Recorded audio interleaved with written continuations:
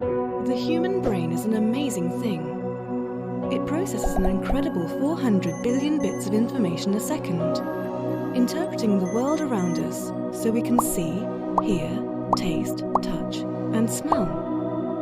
Most of us have what's called a neurotypical brain. This means we process information the same way most people do.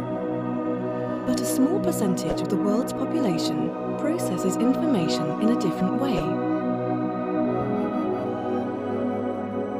They have an autistic brain, which affects how they perceive the world and communicate with others. Maybe you know somebody with autism. That doesn't mean you know everything about autism. Autism isn't an illness or disease. It's a collection of related neurological conditions which manifest differently for each person. This is why it's called a spectrum.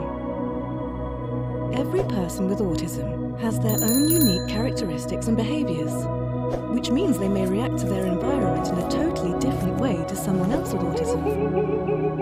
One autistic person might not be able to speak, but can solve complex maths equations. Another might paint beautiful pictures, but struggle to cope with bright lights and loud noises.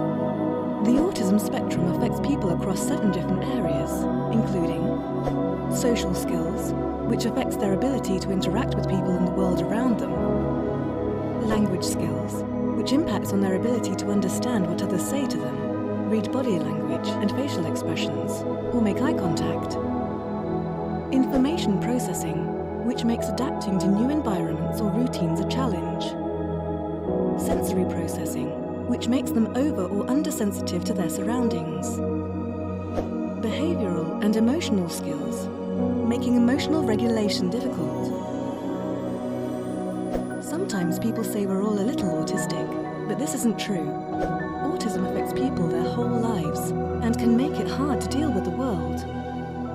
An autistic person has to come up with coping mechanisms a neurotypical person doesn't have to worry about. Autistic people who can talk and have reasonable physical coordination are often described as high-functioning, yet they often have problems with getting jobs, making friends, having romantic relationships, or organizing their lives. If you meet someone with autism, instead of trying to change them, try asking about their lives and what autism has meant to them. You never know. You might learn something really cool.